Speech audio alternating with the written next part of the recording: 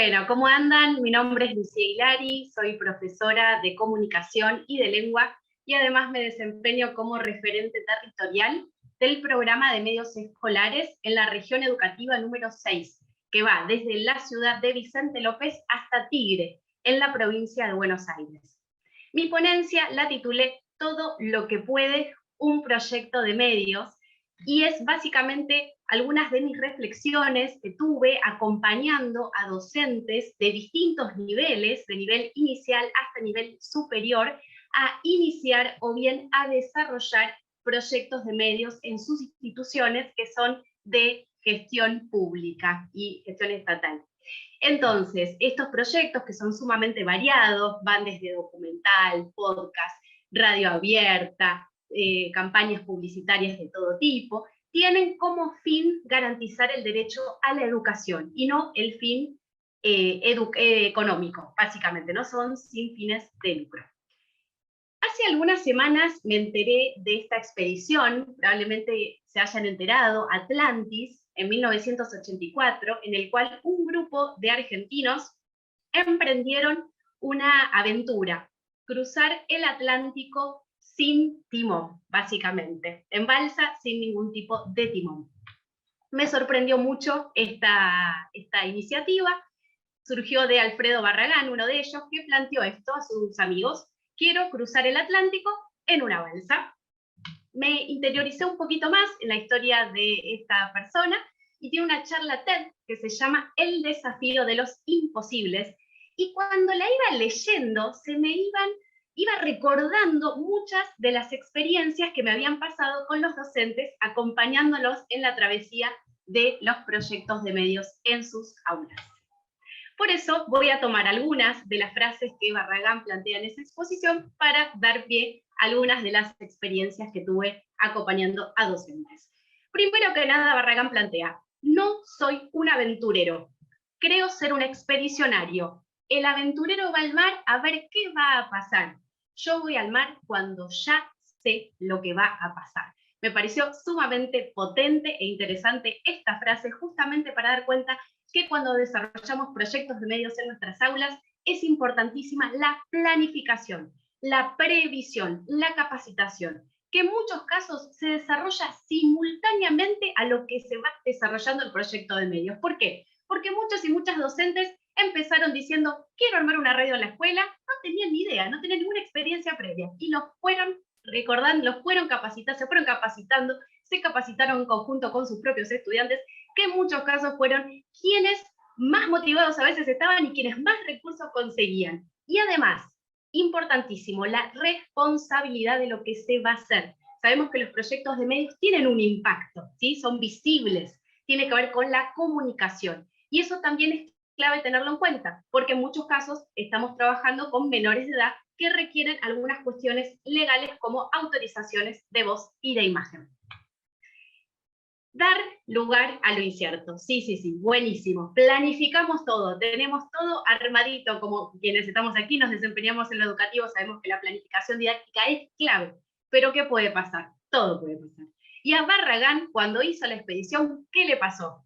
Se olvidó el protector solar. Imagínense estar cruzando en el océano Atlántico sin protector solar. Bueno, ya me imagino lo que deben haber pensado. Bien. Entonces, en proyectos de medios sí, podemos planificar todo, pero le vamos a tener que dar lugar a lo incierto. Tenemos que ser flexibles, tenemos que tener paciencia. Hay muchas cuestiones muy distintas, hay configuraciones diferentes, hay distintas relaciones entre los compañeros y las compañeras cuando armamos, por ejemplo, un documental, con los propios docentes, con el propio conocimiento, hasta incluso con los espacios.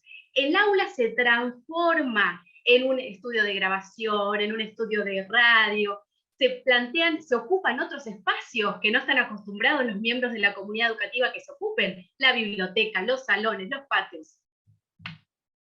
Importantísimo también los obstáculos. Vamos a tener muchos, como en la vida misma, y el proyecto de medios no es la excepción. Hay momentos que me ha sucedido de acompañar a docentes que venían súper embalados con sus proyectos y hay como una especie de pantano, donde nada parece avanzar, todo parece inquietud, hay muchísimas dificultades, pero como dice Barragán, solo enamorados de nuestros proyectos vamos a tener la fuerza para llevar adelante estas grandes luchas. Él nos plantea también vivir como artistas, y en esto me pareció sumamente importante. Nosotros y nosotras como docentes, y en mi caso también acompañando docentes que hacen proyectos de medios, estamos pensando en ese producto, en ese programa de radio, en ese documental, en esa campaña publicitaria, lo estamos pensando, lo estamos imaginando. Es clave imaginarla perfecta, terminada y bellísima. Por otro lado, la construcción. Él plantea, si vivir es construirse a sí mismo, al hacer cosas nos estamos haciendo a nosotros mismos. ¿Y qué más que construcción que cuando armamos un programa de radio desde cero? Y en eso es clave. La escuela, la institución, toma otro rol con respecto al conocimiento. La escuela, como dice Silvina Rossignoli, docente investigadora platense que tiene un texto muy bello sobre los proyectos de medios escolares, plantea, la escuela que queremos es aquella que produce conocimiento colectivamente y lo hace circular. No solamente instituciones educativas que solo transmitan y reproduzcan conocimiento, sino que he visto un montón de producciones en las cuales justamente se crean, por ejemplo, podcasts sobre temáticas muy conocidas, como por ejemplo la violencia institucional y Malvinas 40 años, en el cual los propios estudiantes construyen desde una perspectiva completamente inédita desde la experiencia propia. Muy interesante. La escuela también puede producir conocimiento y garantiza, además del derecho a la educación, el derecho a la comunicación. Terminamos nuestro proyecto de medios. Llegamos a la cumbre. Vasco Iriberri, amigo de Alfredo Barragán, compañero de expedición, dice, nuestra meta no es llegar a la cumbre, nuestra meta es llegar a casa después de haber estado en la cumbre. Y esto me recuerda a una situación muy particular que sucedió, y lo sabemos, en el aislamiento social obligatorio, cuando un montón de docentes se juntaron de distintas disciplinas, incluso de distintos niveles, se juntaron justamente para garantizar el derecho a la educación, para garantizar y contactarse con esos estudiantes que no se estaban contactando, para que no perdieran sus trayectorias educativas. Esto generó un montón de proyectos espectaculares, principalmente sonoros, experiencias sonoras que, por ejemplo, docentes lo que hacían era alquilar espacios de FM o también vía streaming. ¿Qué sucedió? Que en muchos casos esos proyectos que tanto funcionaron en ese momento tan inédito y complejo de nuestra sociedad, luego había que dejarlos ir, porque ya había cambiado el contexto, los estudiantes, los docentes y los formatos desde ya. En algún momento hay que soltar los proyectos. Seguramente la conocerán a Daisy May Quinn, locutora argentina muy reconocida en los años 90, 2000. Ella conducía FM Hit, en FM Hit, los 40 principales. Hace muchos años está radicada en la India y tiene un canal de YouTube que se los súper recomiendo sobre su experiencia viviendo en la India. Me topé con este video en especial, Etapas de la vida en la filosofía hindú. Es básicamente un sistema Rama que en cada etapa de la vida va planteando qué es lo que sería necesario hacer. Y Daisy May Quinn lo que hace en ese video, que se los recomiendo, al final lo relaciona con los proyectos en la vida, todo tipo de proyectos que tengamos en la vida. Y, o casualidad, vuelvo al proyecto de medios que me convoca aquí. Primero que nada, aprender. Tenemos que aprender, capacitarnos. Segundo, desarrollarlo, hacerlo crecer.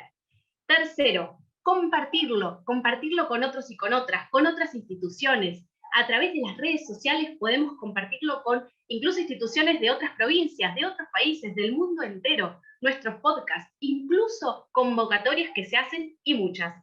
Y finalmente, renunciar. Me acuerdo, seguramente también la conocerán, a Mari Kondo, especialista organizadora japonesa, que ella plantea que esos objetos que los tenemos que dejar ir, primero agradecemos y luego renunciamos. Bueno, algo así me parece que estaría bueno hacer con eso. Una última invitación, las invito a construir una balsa, cruzar el Atlántico, pero con protector solar. Muchas gracias.